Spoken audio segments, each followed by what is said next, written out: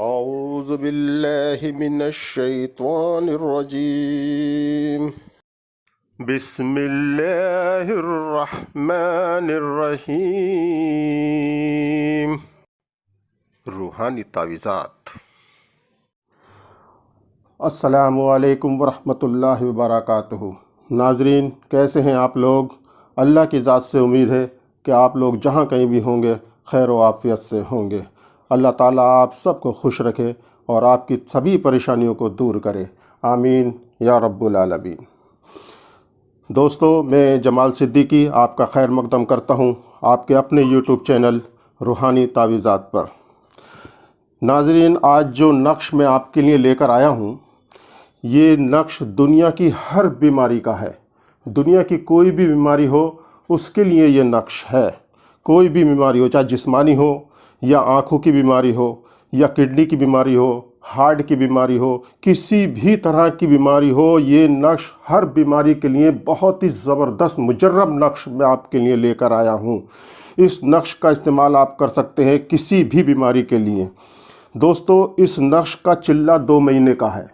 2 مہینے آپ کو اس نقش کو کا استعمال کرنا ہوگا اور انشاءاللہ تعالیٰ کیسی بھی بیماری ہو، دنیا کی کیسی بھی بیماری ہو، 2 مہینے کے اندر آپ کا مریض شفا یاب ہو جائے گا. تو چلتے ہیں نقش کی جانب. نقش کی جانب جانے سے پہلے میری آپ سے پھر وہی ریکویسٹ ہے کہ اگر آپ نے میرے چینل کو ابھی تک سبسکرائب نہیں کیا ہے تو سبسکرائب کر لیجئے.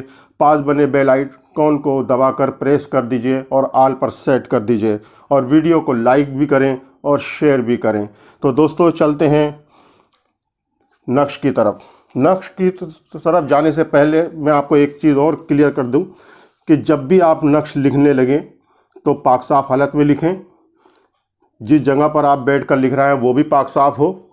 جس کمرے کے اندر آپ بیٹھ کر لکھ رہے ہیں اس میں کسی بھی قسم کی کوئی جاندار کی تصویر نہ ہو. حیض والی عورت کمرے کے اندر نہ ہو اور اکیلے میں بیٹھ کر لکھیں، باوضو ہو کر کے لکھیں. اور جب نقش لکھیں تو اس نقش کی زکوٰۃ کی نیت سے کچھ صدقہ خیرات کسی غریب کو دے دیں. تو سب سے پہلے آپ نے اس طریقے سے کچھ کاغذ لے لینا ہے، پلین پیپر، جس میں کوئی لائنیں نہ ہو، دونوں طرف سے پلین ہو. اور اس میں آپ نے اس طرح سے یہ کھانے بنا لینے ہیں. اس میں 16 کھانے ہیں. یہ 16 کھانے آپ نے بنا لینے ہیں اور بیچ کے یہ جو کھانے ہیں یہ بڑے ہیں اور بیچ والا کھانا کچھ زیادہ بڑا ہے، آپ دیکھ پا رہے ہوں گے. تو اسی طریقے سے آپ نے یہ کھانے بنا لینے ہیں.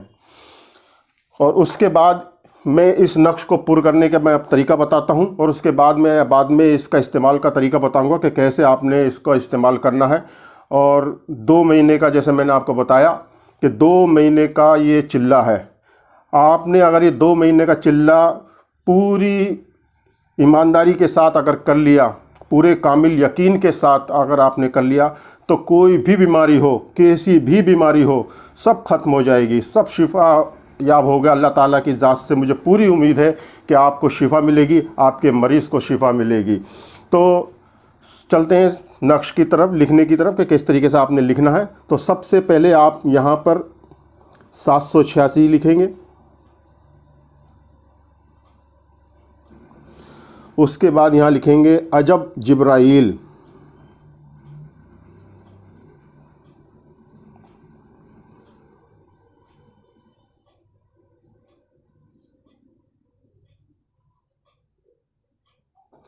عجب جبرائیل. اور یہاں لکھیں گے اس کونے میں یا بدو.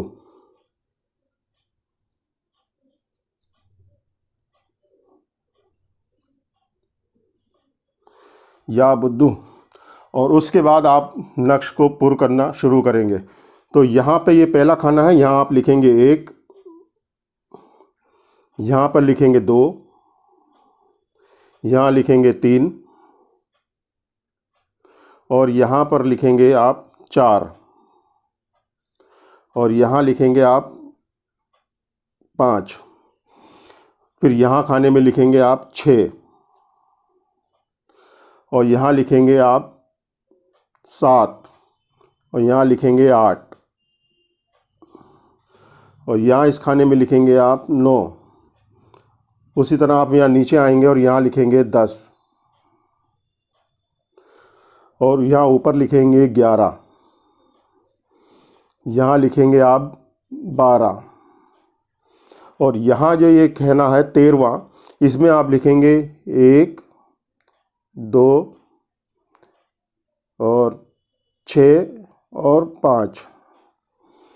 उसी तरह से आप यहाँ आएंगे और यहाँ लिखेंगे 1 फिर 1 फिर 6 नहीं फिर 2 1 फिर 2 और फिर 6 और फिर 6 और फिर यहाँ नीचे खाने में आप लिखेंगे 1 फिर 2 फिर 6 और फिर 7।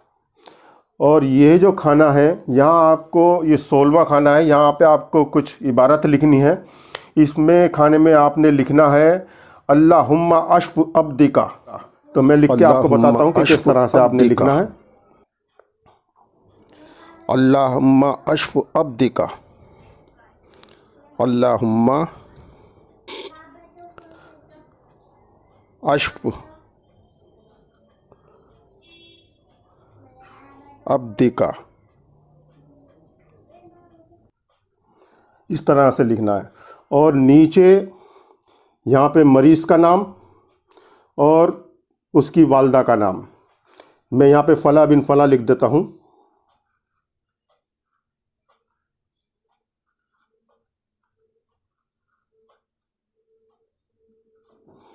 पहले फ़ला पे मरीज़ का नाम, बीच में बिन और उसके बाद दूसरा जो फ़ला लिखा हुआ है यहाँ पर उसकी माँ का नाम आप लिखना है।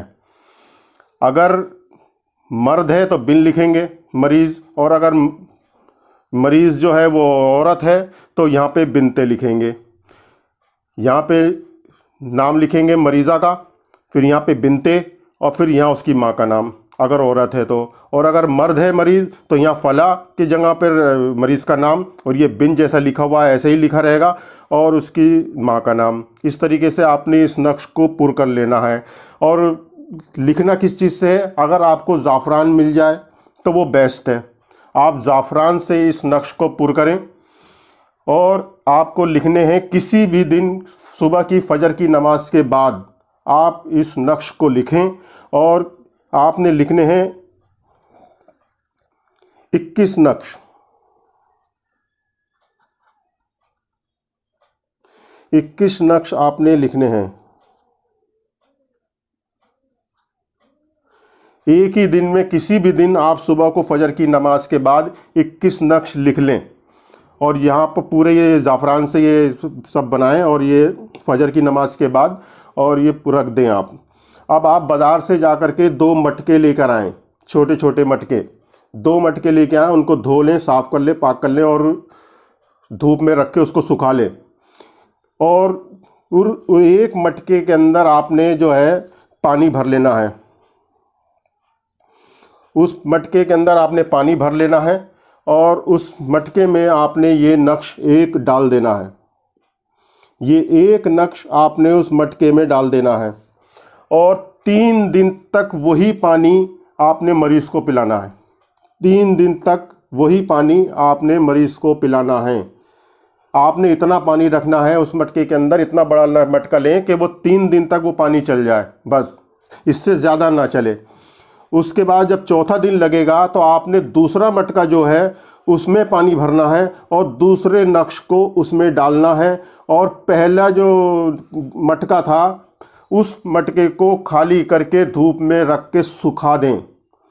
3 दिन तक वो धूप में रखा रहे, ऐसे ही सूख जाए बिल्कुल, और दूसरे मटके का पानी आप 3 दिन तक पिएं।